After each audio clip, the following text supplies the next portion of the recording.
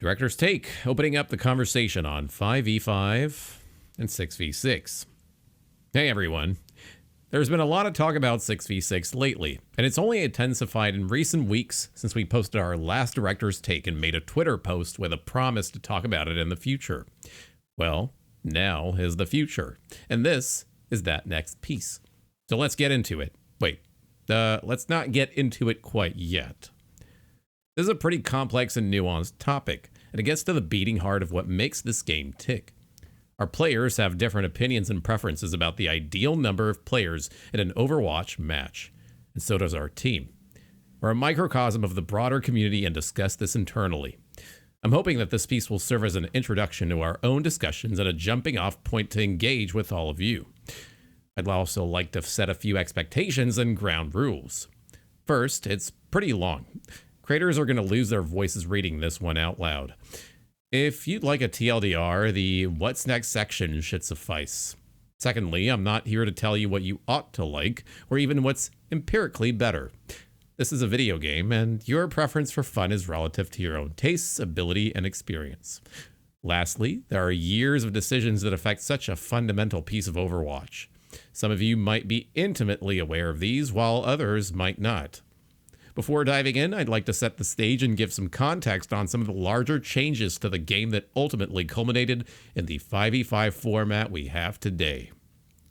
Historical context. There have been 3 large format changes to Overwatch, and the first happened shortly after the game launched. This was hero limits.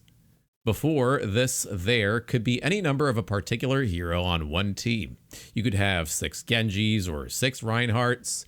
If my memory serves me right, the winner of Team 4's first internal tournament was 1 Winston and 5 Zenyatas. We call it Quinston. Zenyatta orb stacked with no cap to healing at the time. It was glorious and terrifying.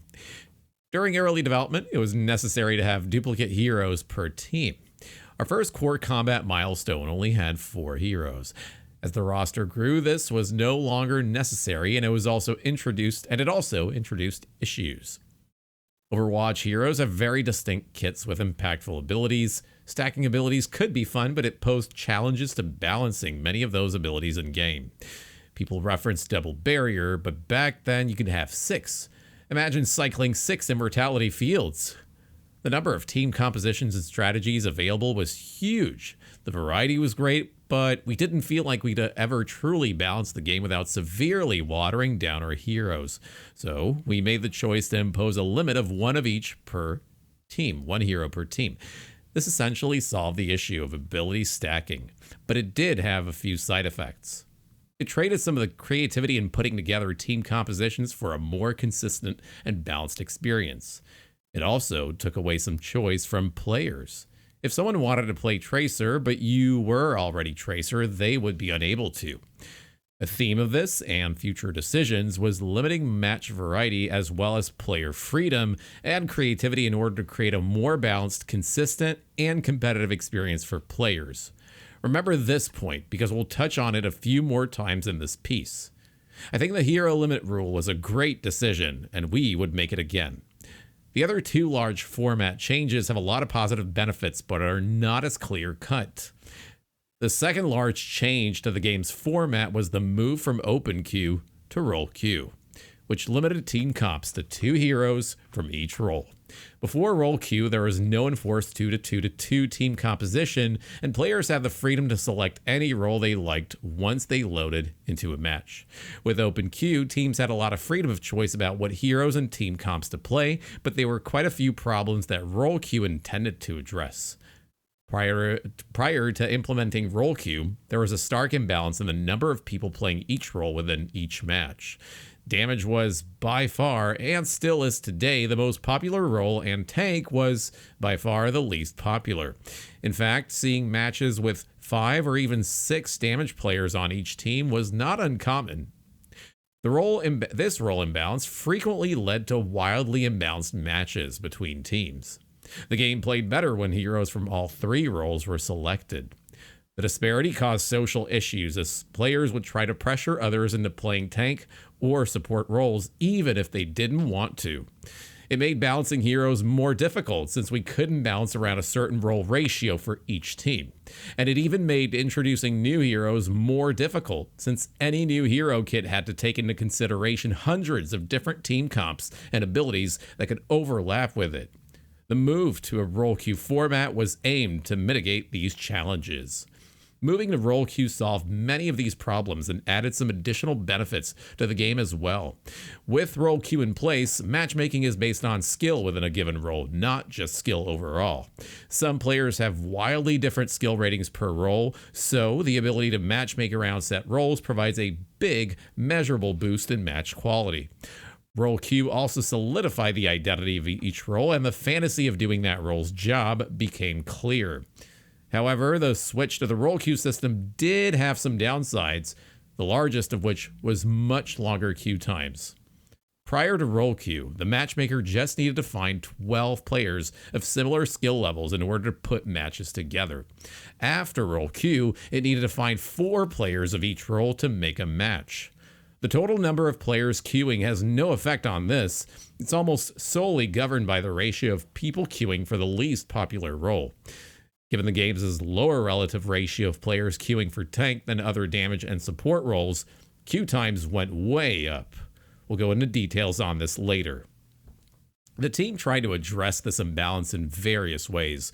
We introduced a priority pass system that gave players who played low demand roles tank a short queue when they switched to damage. This had a positive effect for several weeks, but its influence quickly faded. We also introduced systems to reward players for playing tank, eventually giving them a loot box and a bunch of XP for queuing for that role. None of these were able to put a dent in the demand for playing DPS. Damage queue times drifted a little bit lower over time, but much of this was due to the introduction of open queue competitive and the permanent loss of damaged players unwilling to wait that long for a match. There were additional drawbacks with role queue. I mentioned earlier that many of our decisions made improvements to the game at the cost of match variety and player freedom. Team comps were now locked to 2-2-2. This was another step to a more consistent experience within Overwatch, but sometimes consistency can start to feel samey. There were some pretty exciting metas in the pre-role queue world, and swapping to a hero of a different role mid-match was often a much bigger change and more exciting than swapping to one of the same role. Like hero limits, role queue took away a part of the freedom in selecting heroes that served as the base of Overwatch, but I often wonder if the success of it is as cut and dry as that of hero limits. But I often wonder if the success of it is as cut as dry as that of hero limits. Could there be an in-between version that softens the original problems without completely solving them, and also isn't quite as restrictive as our current role queue system? A little bit more on that later. Now, the third major format change. These changes, as well as longer queue times, lead us to the third and most recent major format change to the game. The shift from 6v6 to 5v5. This is almost a blog within a blog, but we're going to cover 3 things. Number 1, why we switched to 5v5. Number 2, queue times after the switch to 5v5, and what the team thinks of 6v6. Here we go. Why did we switch to 5v5? Well, there are many reasons behind the transitions to 5v5. When we launched Overwatch 2, we talked about the great individual agency that players could have in 5v5. Overwatch is a team sport, and it requires players to rely on each other to be successful. This was even more the case previously, and the game could be frustrating if your team was out of sync. Many times, fights in 6v6 couldn't resolve until ultimate abilities came online. Correct that, until ultimate combos could be executed to break through 2 tanks worth of mitigation supported by high, uncontested healing output. The world of 6v6 could have really high highs, but really low lows. One of the design goals of 5v5 was to try to raise that floor, even though it was at the expense of some of those high moments. Overwatch 2 also has a greater emphasis on FPS gameplay. There's less damage mitigation and crowd control, and players get to shoot at enemies more. Crowd control could take players out of the game for extended periods of time, especially when they were chained back to back. A 5-second Sombra hack, May freeze on her primary fire, Break Bash, Honestleep, Orisa Halt, and Sigma Rock could all happen consecutively to one player. Typically, a tank who could often survive this onslaught, at least in the game. Their real-life mental health was a whole other story. Damage heroes often complain that their role was the least impactful relative to the strength of super powerful tank synergies and support heroes undoing their playmaking. The emphasis on ability cooldown management, ultimate tracking, shooting barriers instead of players, and not big enough timing windows to just shoot enemies and get eliminations were all factors that contributed to this feeling. Support heroes also had to focus almost exclusively on healing since there were bigger team health pools and more incoming damage on the field with the additional tank player. In 5v5, they have more agency to add some damage or duel other heroes. Tank synergy wasn't always fun back then. It slowed the game down and stabilized it, but sometimes it absolutely grounded to a halt. People point to the double shield meta as an example of this. It wasn't just about double shields, though. The ability to stack a very defense-heavy lineup, especially in game modes that required a team to push through a small choke, caused a lot of matches to feel like there was no progress at all. The game is faster now, and it doesn't typically stall out. It feels like there's more room to move around a map without the need to earn every inch of it. In 5v5, fights are often less focused on moving around in a death ball formation, and there is more room to take angles, flank, and duel other players, which brings in more of that FPS gameplay. While 6v6 can have high moments, it's also hard to follow. Tracking 9 other players is easier than 11. There are fewer visual effects on screen, especially during big team fights. Overwatch is a very demanding game, and moving to 5v5 made it a bit more cognitively manageable. Lastly, one of the biggest benefits of 5v5s was dramatically reduced queue times. Let's explore that. Queue time, data, and context. The chart below shows ranked play queue times per role after the introduction of role queue to Overwatch in 2019, compared to queue times per role in Overwatch 2's 5v5 role queue format. As you can see, the shift to 5v5 role queue dramatically reduced queue time for players in all roles, and almost notably the damage role, which is the most popular one. Average competitive role queue times. Damage in orange, support in green, tank in blue. The damage had the biggest impact on queue times out of all the three, very evidently so.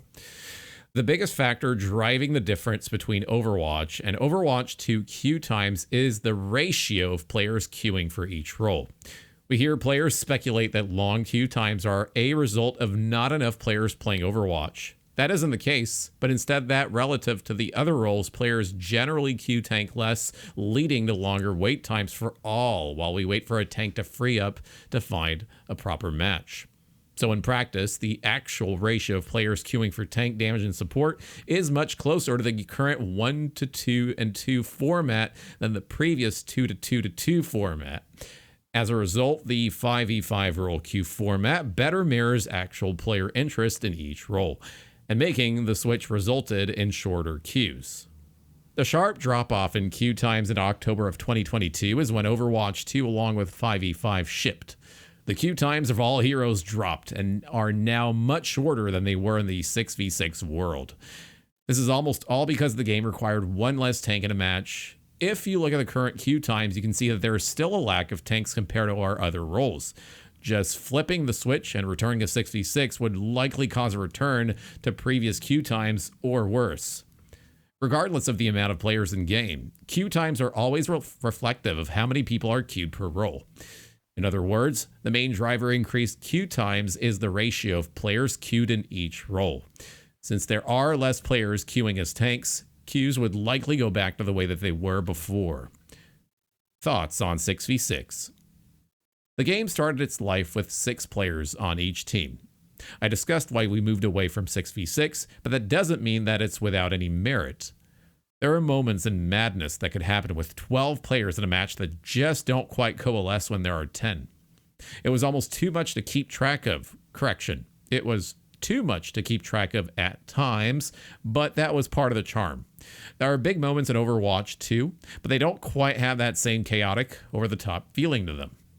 Part of that chaos allowed players to feel less pressure in a match. There was an extra player to take up a bit of the slack for someone that was performing poorly, and since that player was a tank, they had quite a bit of impact. There were a lot more hit points and defensive capabilities to burn through, which had a stabilizing effect on gameplay.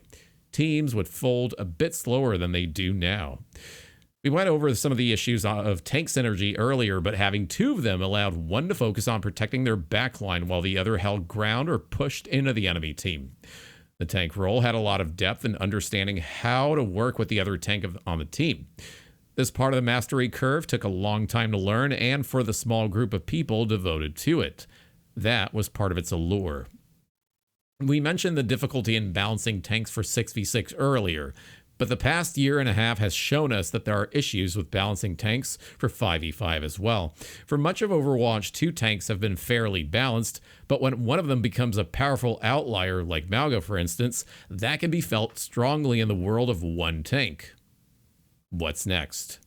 Okay, that was a lot of setup. I think I've put more effort into this than any essay I wrote in college. So where do we go from here? At the end of the day, we wanted to make the game that players want to play.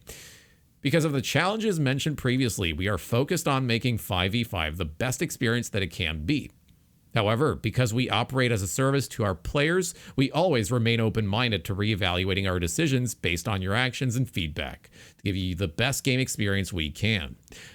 Rather than introduce a disruptive permanent change to the game, we'd prefer to explore the space further and make changes based on that exploration. With that said, we're looking at running a series of events to try out different core team composition formats in Overwatch 2. The community has just once or twice suggested a test. Why not put various forms of 6v6 in the game in order to gauge the results? We agree. And based on your feedback, we're exploring how we can test different forms of 6v6 in the game to gauge the results. This is taking some time, however, for reasons that may not be readily apparent. The first, and honestly the largest, reason is the need to do this in a way that allows the game to have optimized technical performance. I'm referring to frame rate and memory constraints with 12 players in a match. There have been quite a few upgrades and additions to Overwatch 2 that have an impact on the performance of the game. These range from new features like allied outlines and enabling healer vision by default, the addition of more technically demanding hero kits, as well as visual upgrades to user interface, heroes, and maps. In a 6v6 setting, these upgrades can have significant impacts for our players, causing the game to underperform on older systems. Overwatch is a fast-paced game, and maintaining a game that runs smoothly across all our platforms is important for the player experience. While a limited test could arrive sooner, the team is still investigating exactly how long it would take to permanently increase performance across the game. This would take a large effort that would most likely take at least several seasons to accomplish. Another issue, and one that still gives me anxiety about opening this Pandora's box, is what to do with queue times if enough players prefer 6v6 to keep some form of it around. The team was not able to solve this issue previously. While we have some ideas now, there's no guarantee that they will work. Is there a world where people are willing to live with long queue times to play this format? Maybe, but that's a pretty risky move to make. We also have tens of millions of new players that have only played 5v5. We want to be openly mindful not to frustrate those who like the game as it is today. The outcome of these tests would give us a lot more valuable info to consider moving forward. We'd run the test for a few weeks and gauge interest from the community. Then we'd measure the impact it had on the other experiences of Overwatch 2, like 5v5, arcade, etc. We'd take the lessons from this playtest to see what we can learn about the mode within the current game ecosystem and for the future of Overwatch. We would carefully reflect on the learnings from whatever test we run and explore how to best give players what's being asked for. Whether that's a world of 5v5, 6v6, or even both, is for future us to figure out. I'm going to jump on a soapbox for a moment. When you look at the changes to Overwatch since its inception, It's clear that many of those have reduced some of the variety within an Overwatch match. We get feedback from some players that Overwatch can feel the same from game to game. While much of this gets attributed to 5v5, we feel there is more at play here. Besides running experiments with 6v6, we'd like to run some of that, re-examine the ways we tried solving previous problems, specifically with the goal of bringing some of the freedom back to an Overwatch match without the severity of issues that accompanied it. For instance, we think there could be other ways of putting a team together that aren't quite as rigid as a set composition, but not as loose as open queue. We'll be running at least one quick play hacked based on this idea in Season 13. There are some gotchas to this direction, but after reading 400 pages of this blog, I hope you'll all be able to see that there are trade-offs to many of the decisions that go into this game, and into any game, really. To wrap it up, for now, your feedback has driven both our inspiration and commitment to testing new ideas in-game. We want to be super thoughtful about how we implement new ideas into the live game, because there are millions of players who jump into Overwatch each season. And we want anything we put in game to benefit the community as a whole. Ultimately, the Overwatch team wants to continue building the game that you want to play season after season. This blog, or thesis rather, is just the start of this conversation.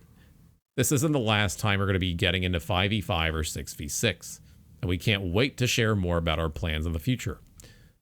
In closing, we appreciate you so much, and we love seeing your passion and dedication to the team. Team 4, and the game, and the Overwatch community. The team hears you, we see you, we're incredibly thankful to be on this ride with all of you. Can't wait to share more in the upcoming months, and let's make a great game together. Dum dum dum. Okay, so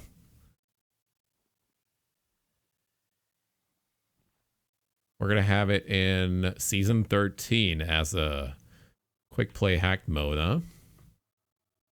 I'm excited. I'm glad that they're willing to reintroduce this, but hopefully it's not just gonna return as merely a quick play hacked session. And hopefully we'll have more of a long-term or a bit of a lengthier play test around it. I don't know. We'll see. But I think at least the quick play hacked mode is a good, healthy first step before they take it up a notch further. Yeah. You're very neutral to the debate, as you're okay with whatever makes the game fun. Well, I'm excited for it. I'll definitely try out that quick play mode. As someone who's been playing the game since 2016, closed beta, I don't know. I've always enjoyed the two tank dynamic, having an off tank with a main tank, because a lot of the existing tanks do get shredded rather quickly, like Ball, Winston, Deve. Like, I think having two tanks would actually shake things up again, and maybe it would help the developers with current hero balance issues with some of the characters, because lately they've had to hard nerf a few characters. And then there's support characters that also do an incredible amount of damage, and they get away with a lot, right? Like Baptiste, Ilari, I mean, even Moira, she can just keep flanking forever if the one tank ignores it. But if you have an off tank, then you have someone to deal with that. And I feel like having that secondary tank would help dilute the amount of burst damage there is, and how much back and forth there is.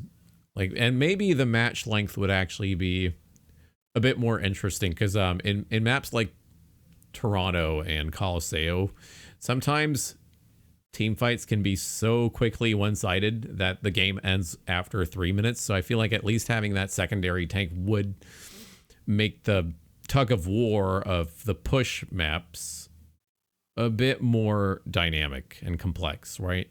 Instead of having this hard, quick push after 3 successive team fights won by one team. Maybe with the extra tanks on both teams, we could potentially see some healthier back and forth where the few heroes that are being played by star players playing the semi-broken heroes aren't getting that much leeway into getting pick after pick after pick. So, in my opinion, having one tank also impacts supports, as now a lot of the supports. Well, yeah, I also think that I do agree with that. A lot of the supports have to only focus on keeping the tank alive. Yeah. Well, yeah, okay, and that's also part of the reason why they're able to pump out more damage and collect more eliminations, right? More so than there are many times where sport players will do better than DPS players, and I feel as though maybe that shouldn't happen. You know, support, like the support role, I feel should have more emphasis on healing and supporting and providing utility. Yes, eliminations are always going to be king and appreciated by all 3 roles, but I think support players should be more engaged into prioritizing keeping their team alive. Even though that's not how 5v5 currently works, and you are going to be far more rewarded by dealing damage and getting eliminations, the game, I think, should have it should have reflected more, yeah, like Overwatch 1. Because currently Overwatch 2 is in a more the playing field of current Overwatch 2 gameplay is a bit more hyper aggressive and fights end very quickly, I think. Like once you've eliminated the main tank, you can break through the line of the rest of the team. And things dwindle so fast after the one tank dies. The back line dies much more quickly, and then the team fight ends within less than 20 seconds. Whereas with an off tank, you have more potential for the enemy team that was thought to initially lose to flip that team fight around. And right now in 5v5, that very rarely happens. And it's usually because, support miraculously or like accomplishes the great feat of getting a 3K whilst potentially losing the fight. But I don't know. And perhaps that would, if we did have 6v6 again, maybe that would alleviate the amount of work that supports would have to